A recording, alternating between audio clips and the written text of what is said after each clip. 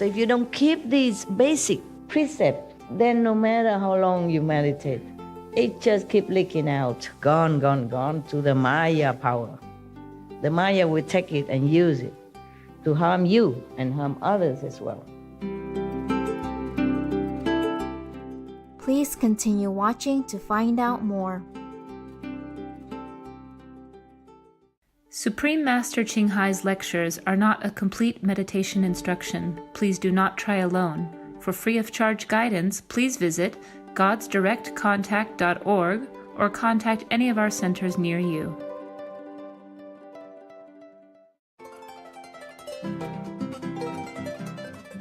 Today's episode will be presented in English with subtitles in Arabic.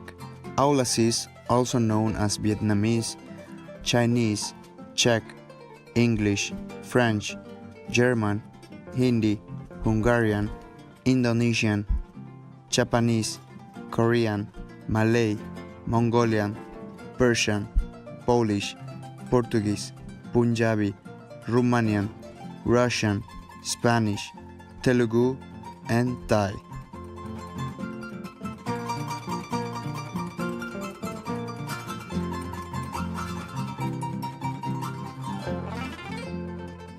Saludos afectuosos espectadores amantes de la paz. Mi nombre es Silvio de Ciudad del Este, en el acogedor Paraguay.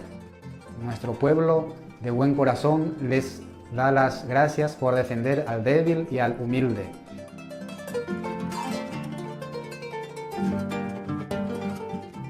Paraguay, en lengua indígena, significa río perteneciente al mar.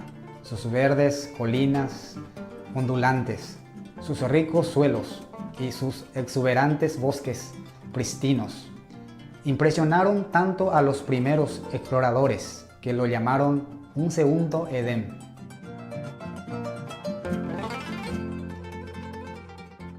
Numerosos grandes ríos, lagos cristalinos y humedales exuberantes han nutrido una civilización notable con un rico patrimonio artístico.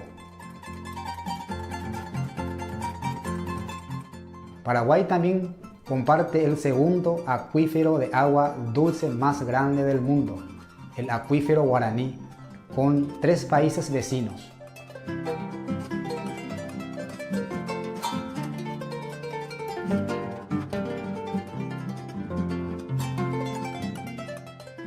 Los paraguayos manifiestan un amplio espectro de relaciones armoniosas entre el hombre y el agua, y el hombre y la naturaleza. Las abundantes bendiciones de la naturaleza han ayudado a los paraguayos a perfeccionar el arte de la hospitalidad.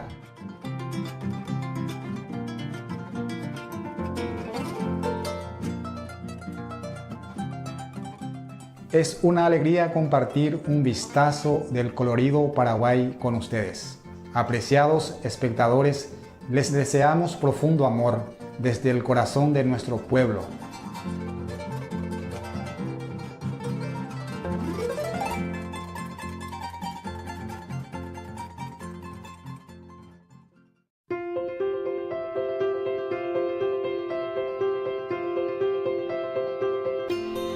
Durante más de 3 décadas, la Maestra Suprema Ching Hai ha iluminado nuestro mundo con sus enseñanzas divinas. Una maestra totalmente iluminada.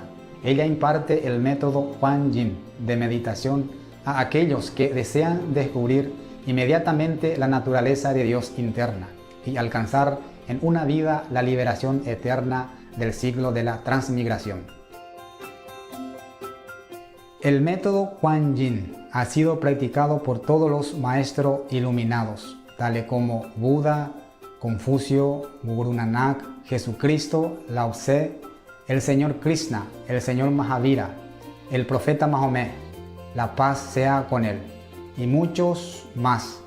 Ella enfatiza que si siempre recordamos a Dios, ofrecemos servicio desinteresado a otros y seguimos las leyes del universo, alcanzaremos nuestro potencial más elevado como humanos y aprenderemos verdaderamente nuestro propósito en la tierra.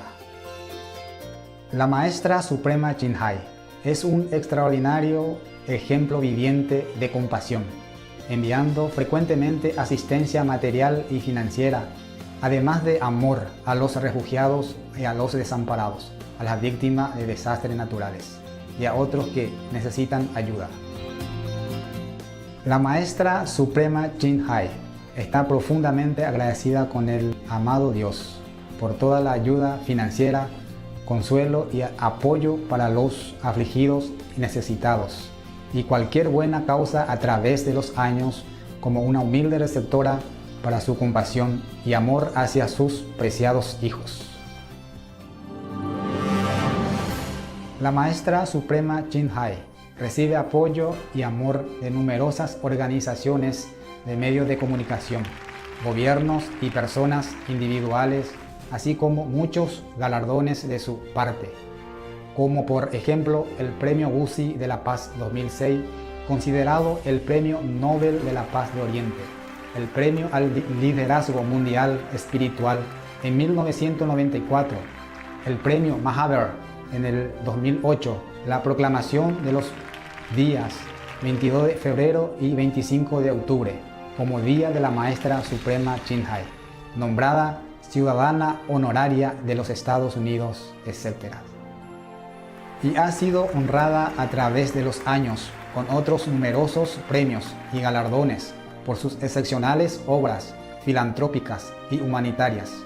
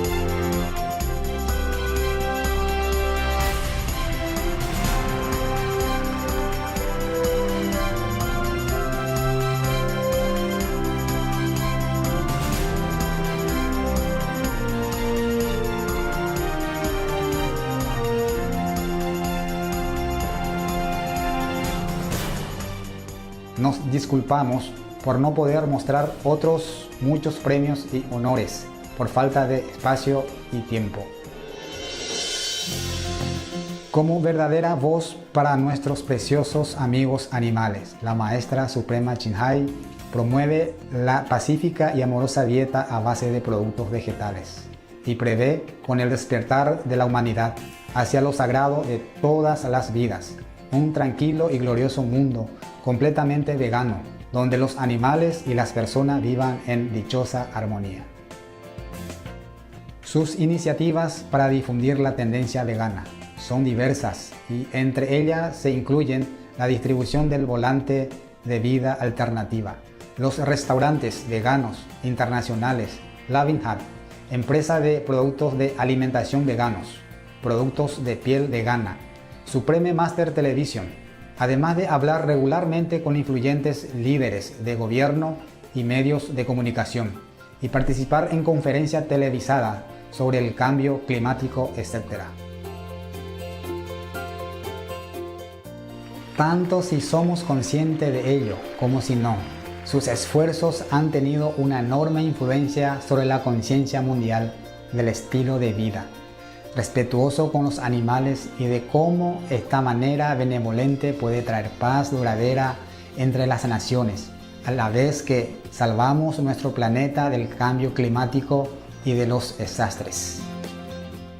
A lo largo de los años, la Maestra Suprema Ching Hai ha viajado por todo el mundo, desde las Américas hasta África, desde Europa hasta Oceanía, y ha ofrecido cientos de discursos al público y a sus discípulos sobre muchos temas espirituales.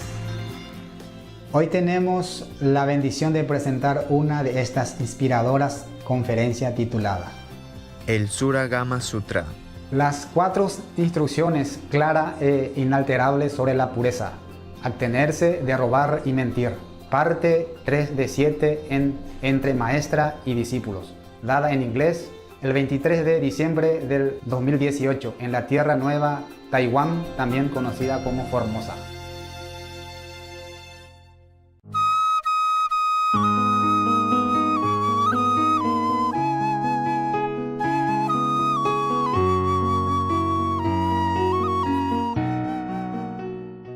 All right, continue with the Buddha, huh? If one does not practice any of these token renunciations of the body on the causal level, then even if one realizes the unconditioned, one will still have to come back as a person to repay one's past debts, exactly as I had to undergo the retribution of having to eat the grain meant for horses. The Buddha had to one time eat the grain that meant for horses or other food meant for horses for 3 months. Probably because he has a little bit of debt he did not pay. But if he had probably burned the incense on his body, then he has paid the debt. Then he didn't have to do that. You see, Buddha very compassionately explained all this, and he even confessed his own debt at his own expense, not wanting the disciple to worship him as a perfect, flawless, enlightened being, but still has some debt to pay from the past life. But this is a Maya arrangement that way, so that the Buddha had to have some debt. Otherwise, how can a Buddha ever had any debt? He's been a Buddha for, you cannot even count how many eons or kalpas already passed. He even confessed that. He has mentioned that if you burn a candle or incense or finger or one incense stick, even one incense stick on their bodies, anywhere, he didn't say on the head, but on their bodies, and then will in that moment repay their debts from beginningless of time. That's why I became a monk, in case I have debt. A lot of debts before. So I guess I'm free of debts now. And all the karma is yours. Yeah. Yours karma on me. Because I have burned the incense. Not just one incense, but 3. The Buddha said here. That means I don't have karma. Actually, before that, before I became official monk, I was in some ashram, walking, going from one ashram to another, looking for masters. And several people always look at me and say, you don't have any karma. Look at my hand, or look at my face. Say, you have a bodhisattva eyebrow. I don't know what bodhisattva eyebrow look like, but I did have it according to them. And look at my arm and my hands. Say, you have no karma. Not at all. That was before I became a monk, okay? Yes. And then I became Tibetan monk, and I became Hindu monk, and then finally become Buddhist monk. I try all traditions. So if I wasn't clean by the Tibetan monk married, then I was clean by the Hindu monks married. If not, then I triple it by become Buddhist monk. So actually I was free of karma. So whatever happened to me is all your fault. Your fault. Lovely karma, yes. It's nice to blame somebody else. It's easy. The most easy way, is to blame everybody else. Yeah. I do the same. It's fun. Okay, now, the Buddha continued, when you teach people in the world to cultivate samadhi, they must also cease stealing. This is the third clear and unalterable instruction on purity given by the first come one and the Buddhas of the past and the honor ones in the past. I mean, many Buddha, one Buddha after another, all the Buddhas teaching this way, all the saints, all the first come ones teach this way. The precept is important. That's why even if you become a monk or not even you burn incense, you still need to take precept. You take the precept so that you always go straight, I give you only 5 precepts and you complain and sometimes you don't keep some of it. If you become a monk, 200 something precepts, monks and nuns similar, understand me, in the Buddhist tradition. I don't want to tell you this because if you know it, you have to keep it. Because you're lay people, so I cannot tell you. You understand me? Yeah. All kind of precepts you have to keep, not just 5 precepts. But these 5 precepts, even as Buddha mentioned here, are the main one. Okay? Because if you don't keep your mind pure from lust, other precepts also will be kind of depleting and, lacking. Okay? For example, if you're lusting after a woman, and maybe she's already married, or she's unattainable, and then, I don't mean you, but I mean some people who lacking of moral standard or lacking of self-control might try to find a way to harm anyone that get into his way to possess that woman of his desire. And then other precepts can also be broken. Therefore, the 5 precepts are the mother of other precepts, okay? All right. Keep them. Keep them with your life, okay? It's not just a written words. It is your life. It's your guaranteed shine for happiness ever after. Even if you stray from my teaching, keep the 5 precepts, okay?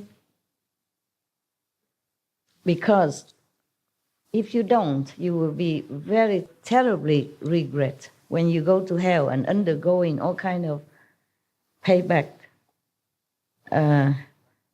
punishment. Okay, huh?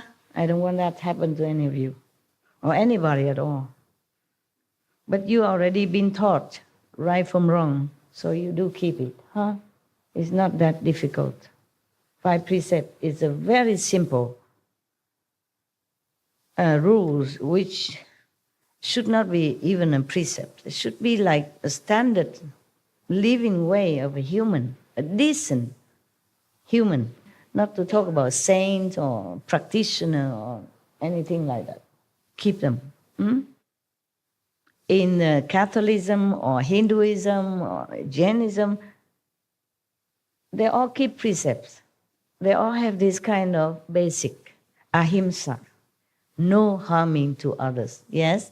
And stealing is also harming others in a different way, yeah? Because if you steal somebody money or something that he or she needs, then you discomfort that person. You make her and him, hers or his life not smooth, and then you make him worry and then distracting him or her from their daily routine or efficiency to their work, whatever they're doing. So when you do something, think twice, okay, before you do it. That's all, very simple. Whatever not yours, even if worthless, don't take. Very simple, okay? Is that difficult? No. Been told decades already, huh? The Buddha tell Ananda that when you teach people in the world to cultivate samadhi, remember, because Ananda asked the Buddha, how in the future can I help other beings, even though I myself are not very highly developed. I'm maybe not saved yet, but I want to save others. I want to try. So the Buddha teach him all this, yeah? So he continued to say, when you teach people in the world to cultivate samadhi, meaning after Buddha is gone, nobody there, then if you want to teach others and teach them all this, all the above mentioned, regulation, precept, principle, okay? And plus, if they want to cultivate samadhi, they must also cease stealing, yeah? Don't steal anything. This is the third clear and unalterable, uncompromisable. That is the real truth. Nothing can replace it. No killing. No unethical sexual relationship, okay? No stealing. Even if you're married, you have to, taper off. The master in India, even they are married. Many of them do. Yeah. Because they married already before they became a master, or even afterward. But they have couple interaction only 3 times a year, just to make children, to do the tradition, family, that's all. Not because they're lustful after that, just kind of duty. So this is unalterable rules of the universe that you must keep in order to be liberated, with or without the Buddha presence. Now, therefore, Ananda, if cultivators of chant, samadhi, in meditators, do not cease stealing, they are like someone who pours water into a leaking cup and hopes to fill it. I mean, useless, useless. You waste your time.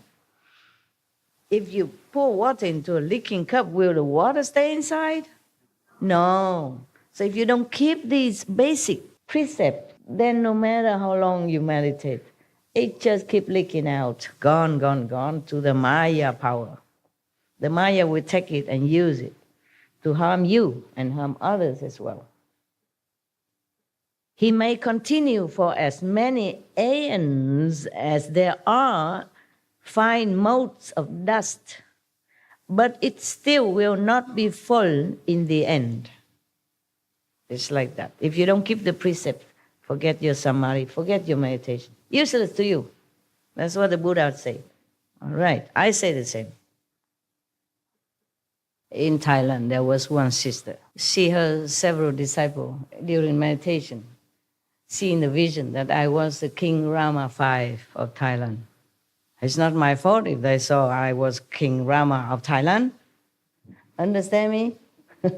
Even if I was. Then she criticized me. Yeah. She said that according to her, any decent man will marry only one wife.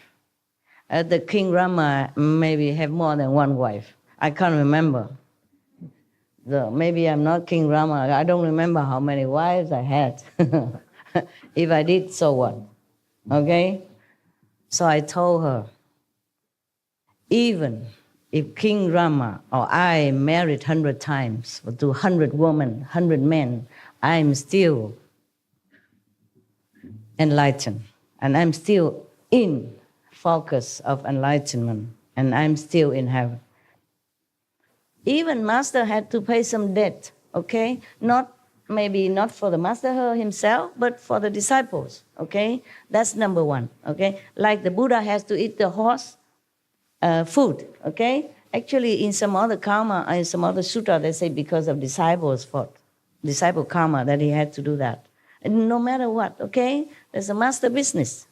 Your business is just to take your precept, keep it, meditate, and be good, okay? Now, for the poor King Rama of Thailand, he was very famous, very beloved by his people, and he did a lot of good things for Thailand. Very beloved king.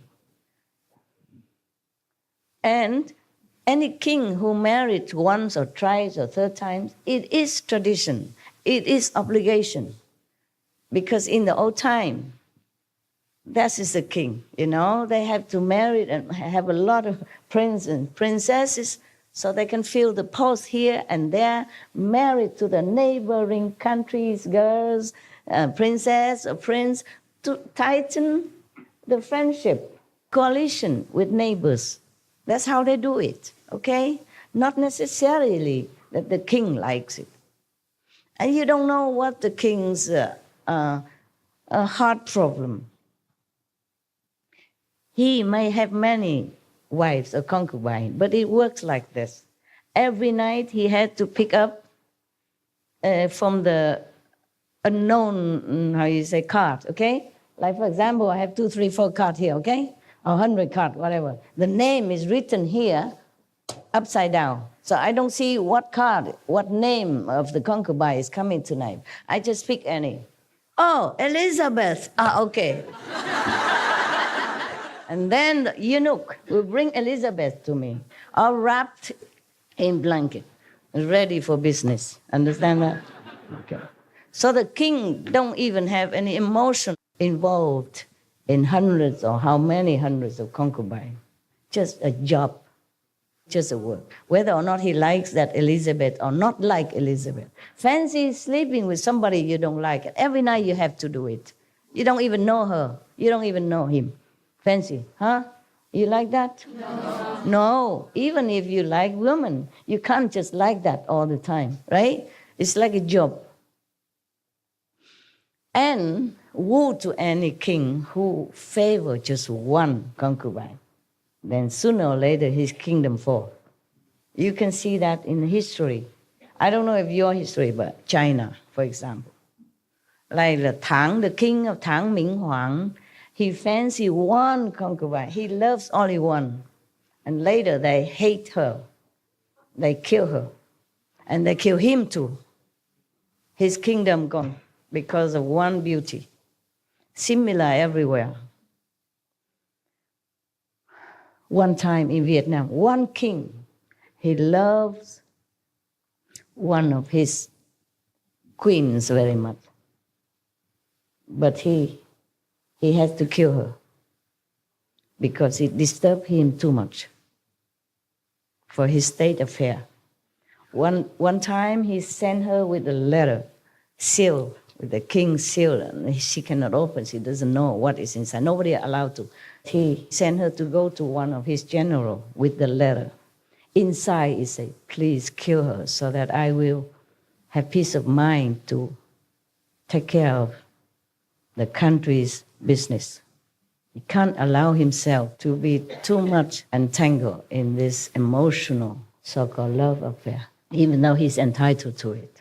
It is very sad, but being a king is not that easy, okay? There's other king also, if he favor one concubine, he's not allowed to. Even if he allow himself to do that, the whole court, royal court, or his mother, his advisor, they won't fancy that. They won't allow that. Sooner or later, he has to give her up, or the kingdom will fall because they will not support him. Because other ministers don't support him. Other family, powerful family in the country who offer their daughters to the king will not support him. Do you understand? Yes. Because their daughters are neglected. And the king will not fair to all of them and fancy only one. Then all the people will slowly fall off their favor. And then the king is alone. And with the queen who's been envied, jealous, hated, want to destroy. And then sooner or later it fell. Many times in the history of China, especially like that. You read them, okay? And you know. So to criticize a king of having many wives is not fair anyway, okay? Whether or not I was King Rama or the King Rama have many wives or not, who cares? You have to see more, bigger picture. You can't just point your nose into the toilet alone in the house and say, oh, this place stinks. The toilet stinks, but not the whole place. The king, he has duty to his nation. He does everything or did what he can. in order to uphold his country, to develop peace with all the neighbors. In order to do that, he had to marry his prince and princess to different countries' royalty. That was before. That's how they make peace and coalition together to keep themselves strong. Therefore, he doesn't even know who's going to sleep with him tonight. It's just a card, They give you every night a card. You just pick up one, and whoever come will come. There's no every night romantic and stuff like that. It's not. And if you want to have a romantic one like that, then you're doomed. Sooner or later. It's like that. Because these ministers of the king, they love to give their daughter to be the king's favorite and concubine. Strengthen also their power, prestige, the whole family, like that. Even then, no benefit, but the wife of the king, my daughter. Of course, any father wants that. Any mother loves that. And therefore, the king was offered many from the minister or sub-ministers or the generals or the, whatever you name it. Yeah? They all have, if they have daughter, they offer to the king.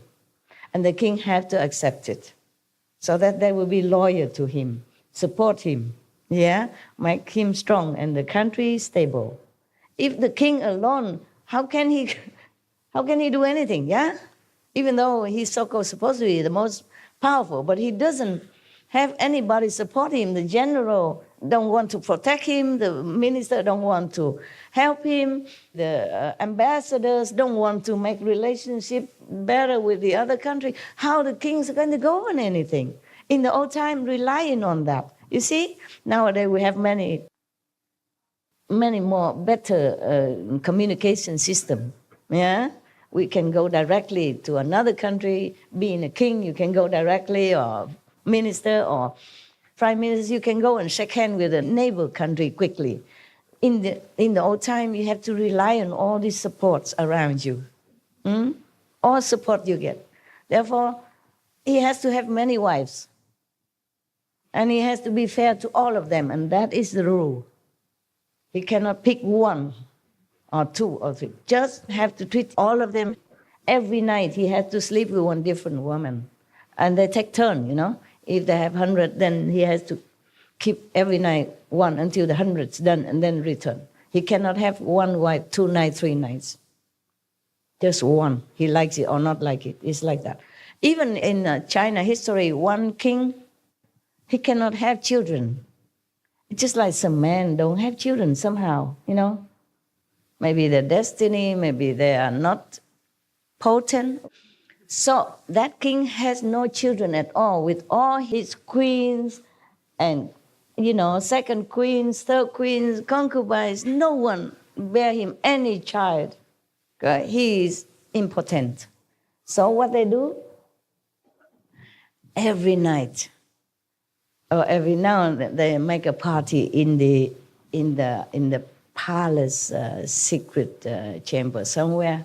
And they let the young, handsome, able, potent men go into there and have party with the concubines. And then all the children are born from there, become prince and princess, and also marry off outside as the royal members. So the king still can, strengthen his relationship with neighborhood country, even though he himself has no children. He does that. Very good. You see, so the king cannot even afford jealousy, not possessiveness of any concubine, even though if he's important, he cannot even afford to feel bad and then don't let other men come in and sleep with his so-called wives. He does that for the country. That is the man. No matter how many wives he has, he's a good king. You capiche now?